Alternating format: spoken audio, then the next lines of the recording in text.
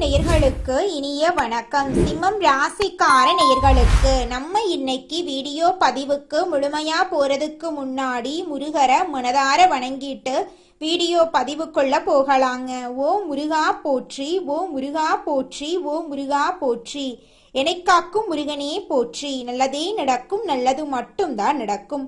நம்மளோட சிம்மம் ராசிக்காரங்களை பொறுத்த வரைக்கும் அனுதினமும் ஆண்டவனே துணை என்று வாழக்கூடியவங்களா இவங்க இருக்காங்க. பேசியே மற்றவர்களின் மனசுல இடம் பிடிக்கக்கூடியவங்களா இவங்க இருக்காங்க. இவங்களை பொறுத்த வரைக்கும் தான் மட்டும் நல்லா இருக்கணும் அப்படிங்கிற சுயநலம் கிடையாதுங்க. தன்னை சுத்தி இருக்கிற எல்லாருமே நல்லா இருக்கணும் அப்படிங்கிற பொதுநல குணத்தோட இவங்க வாழ்ந்துகிட்டு இருக்காங்க. இவங்களுடைய வாழ்க்கையில எவ்வளவு பிரச்சனை இருந்தாலும் அதை பத்தி துளி கூட இவங்க கவலைப்பட மாட்டாங்க. ஆனா நெருங்கிய உறவின் வாழ்க்கையில ஒரு பிரச்சனை இருக்குதுன்னு வச்சுக்கங்க, ஓடி போய் உதவி செய்யக்கூடியவங்களா இவங்க இருப்பாங்க. இவ்வளவு அருமையான நற்குணங்களை கொண்ட சிம்மம் ராசிக்கார அன்பர்களே, எல்லாரும் நலமா இருக்கீங்களா? ஏங்கம்மா நீங்க வேற எங்களை பார்த்து இப்படி ஒரு கேள்வி கேட்குறீங்களே? எங்களை பார்த்தா நலமா இருக்கிற மாதிரியா தெரியுது? நாங்களே ஒவ்வொரு நாளும் கண்ணீர் சிந்தி வாழ்ந்துகிட்டு இருக்கோம். நாங்க எப்படிமா நலமா இருக்க முடியும் அப்படின்னு உங்க மனசுல நினைக்கிறது புரியுதுங்க சிம்மம் ராசிக்காரர்களே.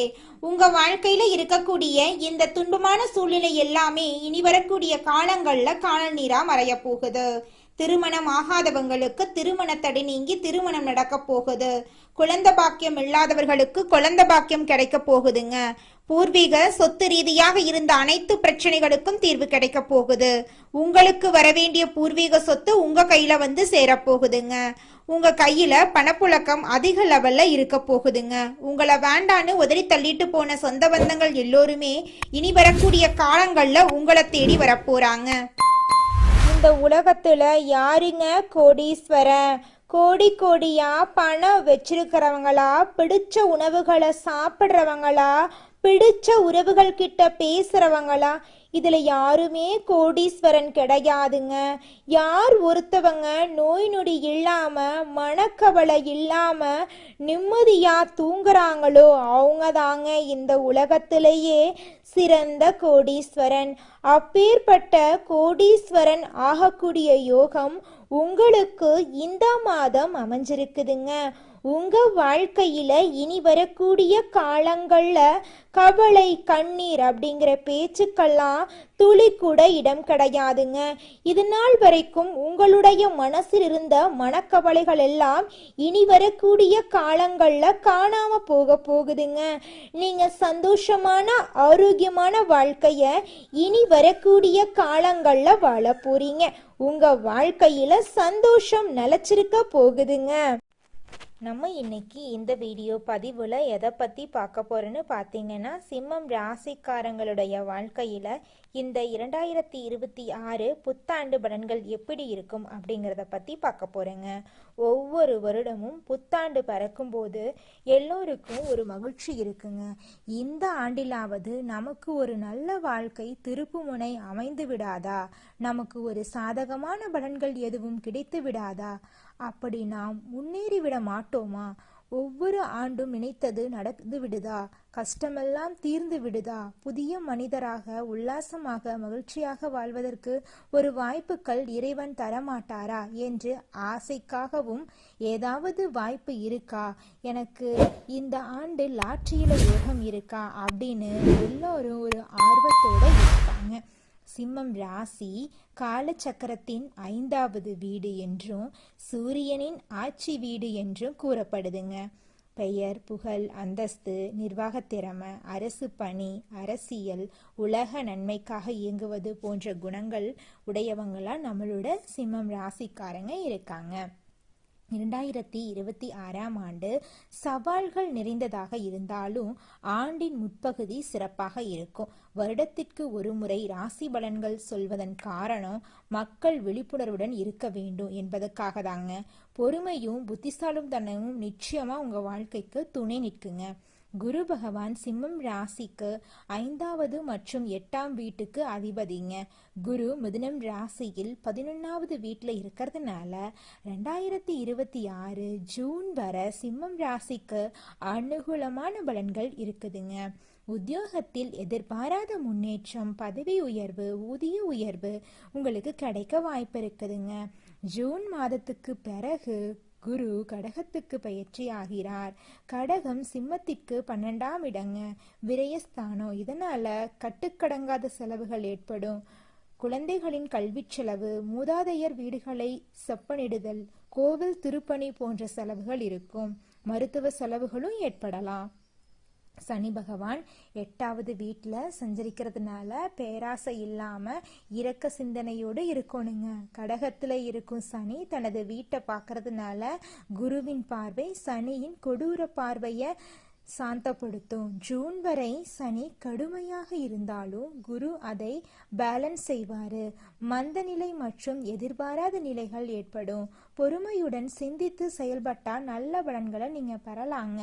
சனி பகவானுடைய சிறப்பு பூஜைகள் அவசியம். 30 வயதுக்குட்பட்டவர்கள் வாழ்க்கையில் இருக்கக்கூடிய அனைத்து பிரச்சனைகளுக்கும் இந்த காலகட்டத்தில் தீர்வு கிடைக்க போகுதுங்க. 35 வயசுக்கு மேற்பட்டவர்கள் திருநள்ளாருக்கும், 60 வயசுக்கு மேற்பட்டவர்கள் திருவல்லிக்கேணிக்கும் சென்று வந்தீங்கன்னா உங்க வாழ்க்கையில நல்லதெல்லாம் நடக்குங்க. தானம், தர்மம், அமைதி, சாந்தமெல்லாம் உங்க வாழ்க்கைக்கு நல்வழிப்படுத்துங்க. உங்களுடைய ஆசைகள், கனவுகள் எல்லாமே நிறைவேறக்கூடிய மாதமாக உங்களுக்கு இந்த மாதம் அமைஞ்சிருக்குதுங்க. சிம்மத்தில் ஜென்மகேது இருக்கிறதுனால தினமும் பிள்ளையார வணங்கி விநாயகருக்கு அவல் பாராயம் செய்யணுங்க. 48 நாட்கள் இடைவிடாது அருகம்புல் வைத்து மஞ்சள் கலந்த அரிசியினால அர்ச்சனை செய்து ஒரு வாழைப்பழம் நெய்வேத்தியம் செய்தா கேதுவுக்கு பரிகாரமாகுங்க. சனிக்கிழமை மாலை ஆஞ்சநேயருக்கு வெற்றிலை மாலை சாத்தலாங்க. ஓம் அருள் தரும் ஆஞ்சநேயனே வீரோ நமோ நம அப்படிங்கிற மந்திரத்தை சொல்லிக்கிட்டு வாங்க. உங்க வாழ்க்கையில இருக்கக்கூடிய அனைத்து பிரச்சனைகளும் காணாம போயிருங்க. குடும்பத்துல குதூகலமாக இருக்க விட்டு கொடுத்து போகும் குணத்தை வளர்த்து கொள்ளணுங்க. கூட்டு தொழில் செய்பவர்கள் கவனமாக இருக்கணுங்க. புதிய ஒப்பந்தங்கள் கையெழுத்தாக போகுதுங்க. விருப்பமில்லாத இடமாற்றம் ஏற்படலாம், கொஞ்சம் எச்சரிக்கையா இருந்துக்கோங்க. வருடத்தின் பிற்பகுதியில பதவி உயர்வு கிடைக்க வாய்ப்பு இருக்கு. ஜனவரி முதல் மே வரை கொஞ்சம் சவாலாக இருக்குங்க. சக ஊழியர்களுடன் அனுசரித்து போகணுங்க. அக்டோபர் 2026க்கு பிறகு காலம் மென்மையாக இருக்கும். குருவின் லாப சஞ்சாரம் காரணமாக ஆண்டின் முதல் பகுதி பணவரவு அதிகரிக்கும். இழந்த பணத்தை மீட்க வாய்ப்பு இருக்கு. ஆடம்பர செலவுகளை கட்டுப்படுத்த வேண்டும். ஆரோக்கியத்துல கூடுதல் கவனம் செலுத்த வேண்டுங்க. தியானம், யோகா போன்ற பயிற்சிகள் மன அழுத்தத்தை குறைக்கும். உணவு விஷயத்துல கவனமாக இருக்கணும். புதிய முதலீடுகள் மற்றும் ஒப்பந்தங்களை செய்வதற்கு ஒரு ஆலோசனை பெறணும். குலதெய்வ வழிபாடு மற்றும் முன்னோர்கள் வழிபாடு உங்களுக்கு அவசியம். வெளிநாடு செல்லக்கூடிய வாய்ப்புகள் உங்களுக்கு கிடைக்கும். சனியின் பாதிப்பை குறைக்க எள்ளு விளக்கேற்றலாம். தயிர் சாதத்துல எள்ளு கலந்து காக்காய்க்கு உணவு வைக்கலாம். கேதுவின் தோஷத்தை குறைக்க சனிக்கிழமை தோறும் ஆஞ்சநேயர் வழிபாடு செய்யலாம். திருவாரூர் மாவட்டத்தில் இருக்கக்கூடிய ஸ்ரீ வாச்சியம் ஸ்ரீ வாஞ்சிநாத சுவாமி கோயில் மற்றும் திருவண்ணாமலை ஸ்ரீ ஆஞ்சநேஸ்வரர் கோவில் வழிபாடு செய்யறது வாழ்க்கையில முன்னேற்றத்தை அதிகரிக்குங்க.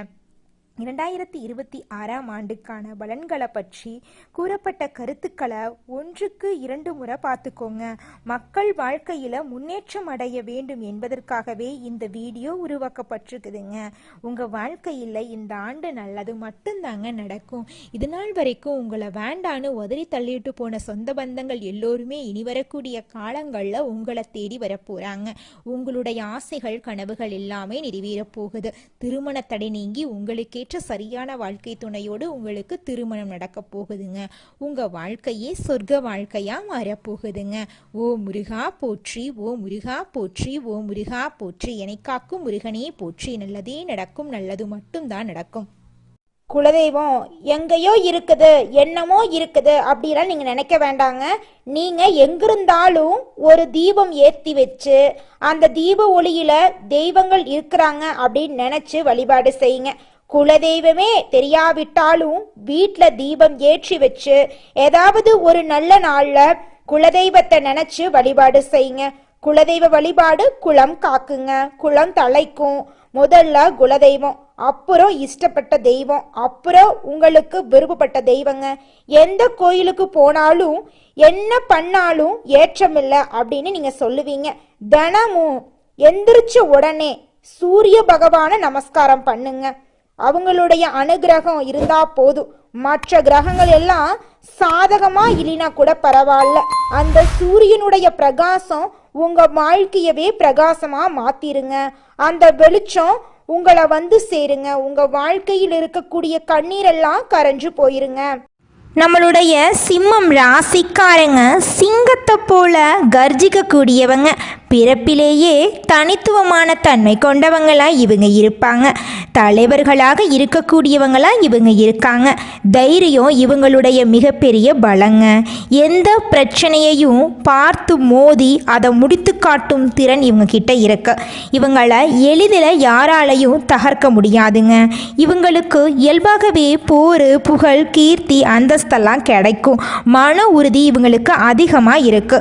ஒரு விஷயத்தில் முடிவு செஞ்சுட்டா அதை முடிக்கும் வரை இவங்க விடமாட்டாங்க. ஆனால் இவர்களிடம் பொறுமை குறைவாதாங்க இருக்கும். சின்ன விஷயங்களுக்கு கூட இவங்க கோபப்படுவாங்க. ஈகோ அதிகம் இவங்க கிட்ட இருக்குதுங்க. சிம்மம் ராசிக்காரங்க கிட்ட இருக்கக்கூடிய பலவீனம் என்னன்னு பார்த்தீங்கன்னா, இவங்களுக்கு சட்டுன்னு கோபம் வந்துடும். யாரை நம்பணும் யாரை நம்பக்கூடாது அப்படிங்கிற வாழ்க்கையோட நெளிவு சுழிவுகள் இவங்களுக்கு துளி கூட தெரியாதுங்க. நல்லதே நடக்கும், நல்லது மட்டும்தான் நடக்கும். நன்றி, வணக்கம்.